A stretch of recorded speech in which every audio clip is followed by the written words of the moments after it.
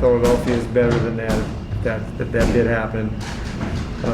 If it did happen, hopefully the kid or the person's banned from the league watching any games, because it's unacceptable. They wouldn't do that down the street. It seemed like this game had a more physical edge kind of from the start. You said you wanted your guys to play with more toughness going into this one. Where do you feel like you lost that a little bit? You know, I thought we did. I thought we had some opportunities to score with them in that first quarter. I thought defensively, you know, they made some good tough shots. Simmons was getting opportunities, and like I said, Tobias and Embiid, they're all, I mean, they got a lot of, they made their shots, but I thought we had an opportunity to stay, you know, much closer in that first quarter, but we still came out of that half only, I think, down 14. And then even with all the craziness that happened in the third quarter, we're still down 14. We just couldn't get a couple of shots to fall in a row. You know, we were 2 for 22 from the three-point line. We haven't been a great three-point shooting team, but we're not that bad. DA. But they are, it doesn't seem like they're paying much attention at all to Raul right now. And, you know, it seems like it's difficult for him to kind of find any kind of rhythm and flow. I mean, I know you haven't looked at the tape yet, but with the size disadvantage you already have with Simmons at the one, I mean, is that an area where you maybe think about making a change or looking at something different? Yeah, I mean, everything's up for grabs right now. I mean, we're going to look back. We've got a couple of days. We're going to look at the film, and you've been in enough playoff series, and you know they're the number one seed for a reason, because they're really, really talented. They're explosive. They're powerful in that starting lineup. But they did what they were supposed to do. Won on their home court.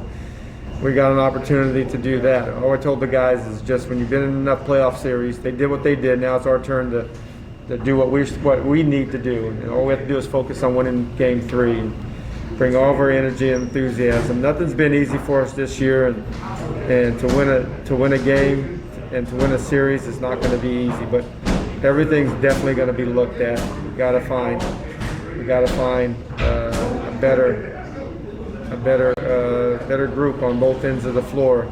And whoever we choose, it's not going to be that person's fault, but we just got to mix some things up if we do go that route. I mean, it's early. I just gonna have to think about things and watch the game film. Scott, what tends to be better when you're at home? Just the comfort level. You know, we've been playing pretty good basketball at home. Take away the first part of the season, we've had a nice little rhythm at home. It's natural when you got younger players that you just feel comfortable at home. Everything is very familiar. I mean, this is the first time we've played in a very hostile environment. Some of our guys, I think they did pretty well playing through all that. We didn't play well as a group together, but we'll be better at home. Looking forward to the challenge of bouncing back and focusing on just Game 3. Right. Hey, Scott. How do you weigh on a night when Davis is not making his shots? How do you weigh, so much of his value specifically in his shot making? How do you weigh sending him back out there and kind of waiting for him to break out versus maybe putting somebody in who can help you in other aspects if he's not making it? Yeah, I mean, it's always got a lot of confidence in him. We need him.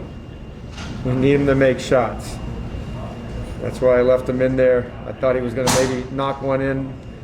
You know, sometimes in the last minute of a half, you can get a wide open three on some of these 2-for-1 situations. Or that's why I left him in with 3 fouls. I was more worried or more interested in him making a shot than him getting the 4th foul.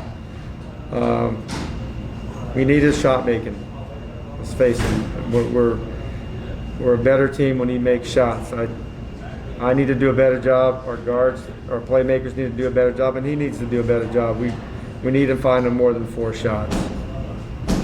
And Scott, game 3, is that a kitchen sink game? Is that just Beal plays 44 minutes and, everything else along those lines? Yeah, I mean, it's been, we have to play with urgency. We've had that mentality for a while now, and we had it the last 2 games. It was just last 2 games they played better than us, much better tonight than the first night. But they played a few possessions better than us in the first game. No matter what, they beat us twice on their home floor. I'm assuming that was their plan. Now we have to do what we need to do. We got to focus all of our attention on game 3. And yeah, I mean, there's never a must win unless it's the last possible game, but we need to come out with an urgency and an edge to us, and I'm confident that we will. Our guys will. We've always had that belief that we can bounce back from a tough situation. Candace. Scott, are the 76ers doing anything to limit Russ's impact the way that he was in the final weeks of the regular season, or are these just 2 kind of bad shooting games? I mean, he got banged up tonight a few times, but been around him enough, man. That guy is he will give everything he has to his team, and he knows what this time is about, and I know what he's about. So he has a couple of days to get his body right and bounce back. He got beat up early in the game, and then a few other times.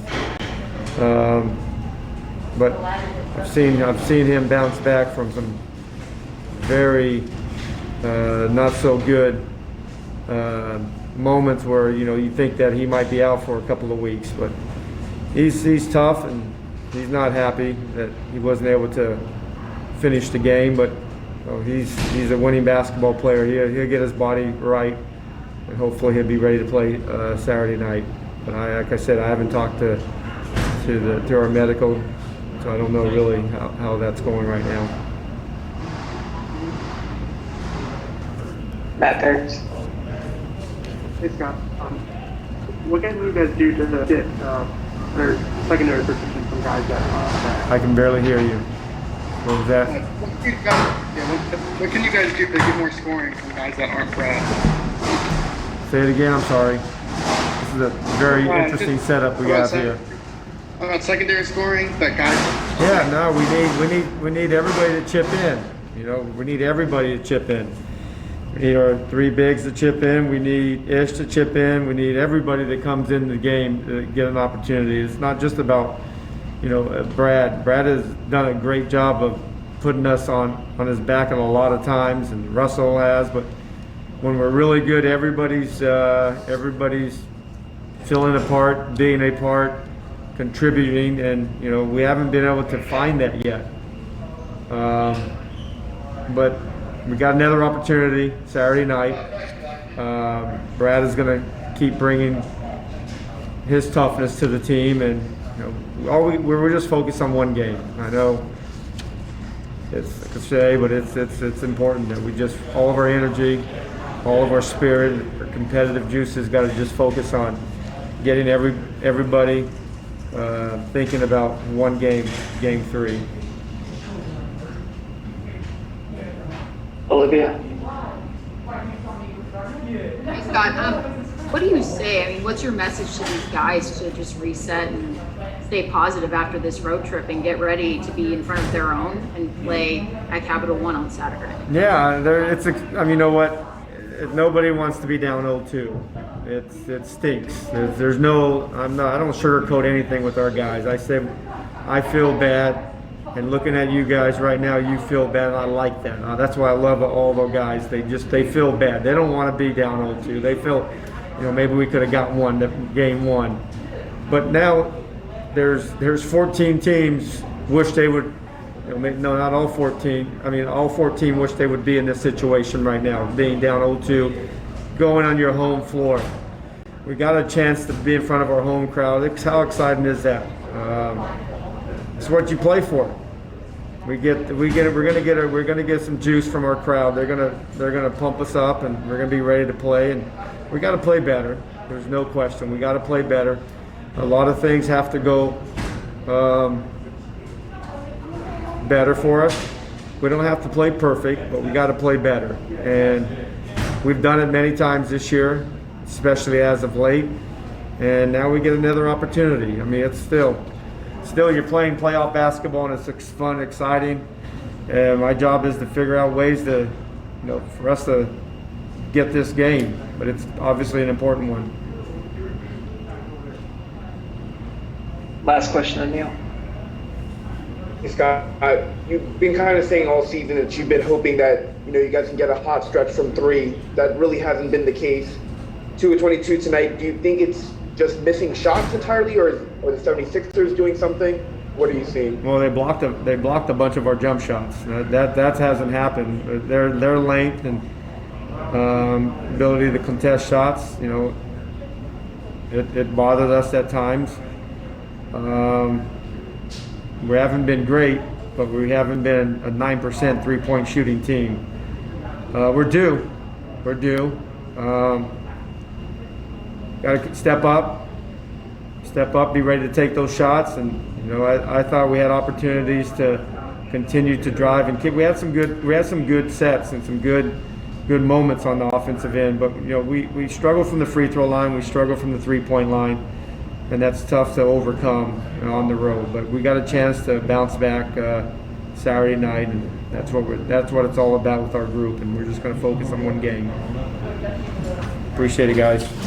Thanks, Coach. Yep. Scott Brooks pretty plainly laying out the situation for his Wizards down 0-2. Easy night for Joel Embiid. Played just 26 minutes to get his 22 points. Sixers have a commanding 2-0 lead.